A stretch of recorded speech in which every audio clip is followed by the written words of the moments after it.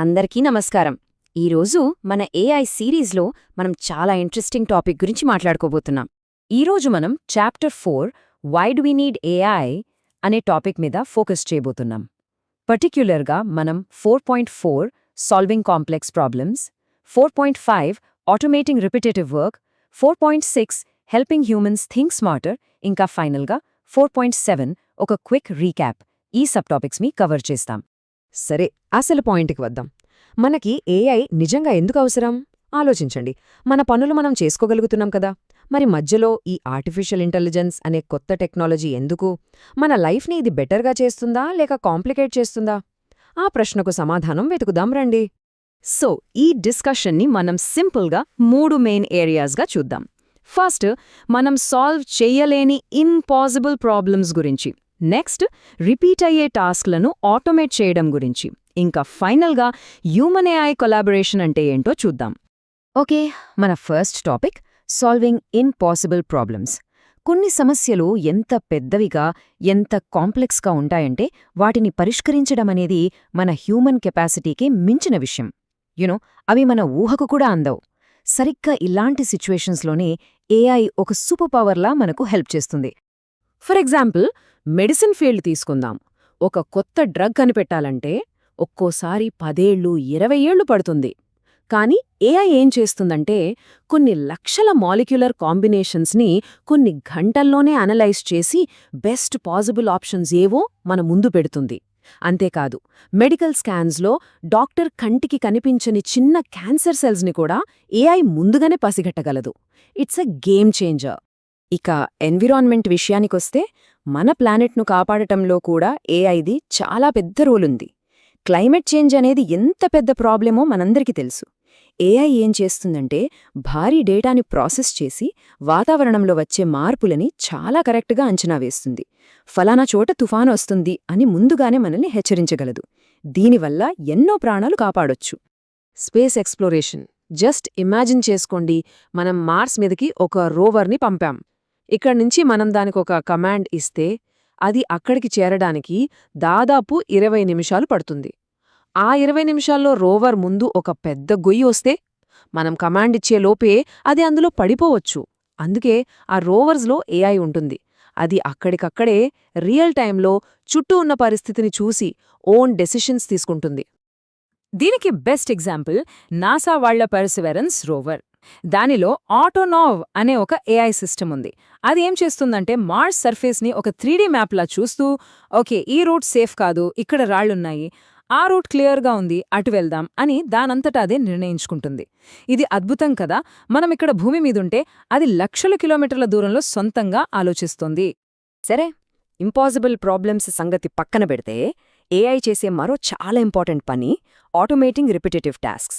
సింపుల్గా చెప్పాలంటే మనకు బోర్ కొట్టించే పదే పదే చేసే పనుల భారాన్ని తగ్గించడం. ఈ ఆటోమేషన్లో మళ్ళీ 2 రకాలున్నాయి. ఒకటి, మనకు తెలియకుండానే మనం రోజు వాడే ఎవ్రీడే ఆటోమేషన్. ఫర్ ఎగ్జాంపుల్, ఫోన్లో పెట్టుకునే అలార్మ్స్, రిమైండర్స్, ఇవన్నీ చిన్న ఆటోమేషన్స్. ఇక రెండోది లార్జ్ స్కేల్ ఆటోమేషన్. అంటే పెద్ద పెద్ద ఫ్యాక్టరీలో 100 రోబోట్స్ నాన్ స్టాప్గా పనిచేయడం లాంటివి. స్కేల్ చిన్నదైనా పెద్దదైనా పాయింట్ ఒక్కటే, మన పనిని ఈజీ చేయడం.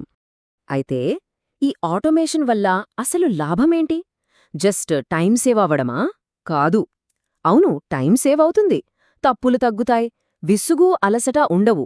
కానీ వీటన్నిటికంటే ఒక పెద్ద బెనిఫిట్ ఉంది. అదేంటంటే మనల్ని బోర్ కొట్టించే పనుల నుంచి ఫ్రీ చేసి మన బ్రెయిన్ని క్రియేటివ్ పనుల కోసం వాడుకునేలా చేయడం. That is the real power. Okay, ఇక్కడే ఒక కామన్ డౌట్ వస్తుంది. చాలామంది భయపడతారు కూడా, ఏఐ మన జాబ్స్ తీసేస్తుందా అని. కానిక్కడ మనం అర్థం చేసుకోవాల్సిన పవర్ఫుల్ ఐడియా ఏంటంటే ఏఐ మనల్ని రీప్లేస్ చేయడానికి రాలేదు, మనతో కలిసి పనిచేయడానికి వచ్చింది. దాన్నే మనం స్మార్టర్ హ్యూమన్ కొలాబరేషన్ అంటాం. వీటిని డెసిజన్ సపోర్ట్ టూల్స్ అని పిలుస్తారు. దీన్ని ఎలా ఊహించుకోవాలంటే మీ పక్కన ఒక సూపర్ ఇంటెలిజెంట్ అసిస్టెంట్ ఉన్నట్టు. మళ్ళీ డాక్టర్ ఎగ్జాంపుల్ తీసుకుందాం. ఒక డాక్టర్ ఒక పేషెంట్ రిపోర్ట్స్ చూస్తున్నప్పుడు ఈ ఏఐ టూల్ కొన్ని వేల సిమిలర్ కేసుల డేటాని సెకండ్లలో అనలైజ్ చేసి, డాక్టర్, ఈ సిమ్టమ్స్ ఫలానా కండిషన్కి మ్యాచ్ అవుతున్నాయి అని సలహా ఇస్తుంది. చూడండి, ఫైనల్ డెసిషన్ ఎప్పుడు డాక్టర్దే.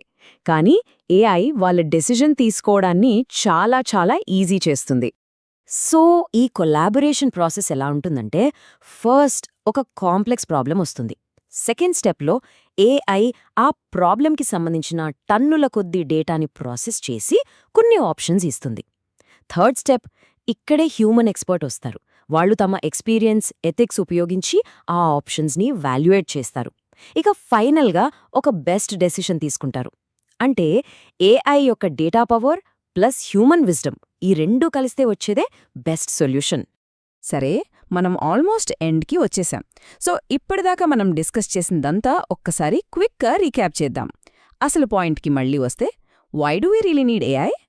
చాలా సింపుల్గా చెప్పాలంటే కొన్ని కీ రీజన్స్ ఉన్నాయి. ఒకటి, స్పీడ్ అండ్ ఎఫిషియన్సీ. 2, మనిషి హ్యాండిల్ చెయ్యలేనంత బిగ్ డేటాని ప్రాసెస్ చేయడానికి. 3, కాంప్లెక్స్ ప్రాబ్లమ్స్కి సొల్యూషన్స్ కనుక్కోడానికి. 4, బోరింగ్ రిపిటేటివ్ వర్క్ని ఆటోమేట్ చేయడానికి. ఇంకా అన్నిటికంటే ముఖ్యంగా పవర్ఫుల్ హ్యూమన్ కొలాబరేషన్ కోసం. గుర్తుంచుకోండి, ఏఐ మనల్ని రీప్లేస్ చేయడానికి కాదు, మనల్ని ఇంకా పవర్ఫుల్గా మార్చడానికి. సో ఏఐ అనేది ఒక నమ్మశక్యం కాని పవర్ఫుల్ టూల్ అనడంలో ఎలాంటి డౌట్ లేదు. అది మనకు ఎన్నో విధాలుగా సహాయం చేస్తుంది. కానీ అసలు ప్రశ్నేంటంటే, ఇంత శక్తివంతమైన టూల్ని మనం తర్వాత ఎలా ఉపయోగించుకోవాలని ఎంచుకుంటాం? ఈ ప్రశ్నతో ఈరోజు డిస్కషన్ని ముగిద్దాం. దీని గురించి మరిన్ని విషయాలు మన నెక్స్ట్ ఎపిసోడ్స్లో చూద్దాం.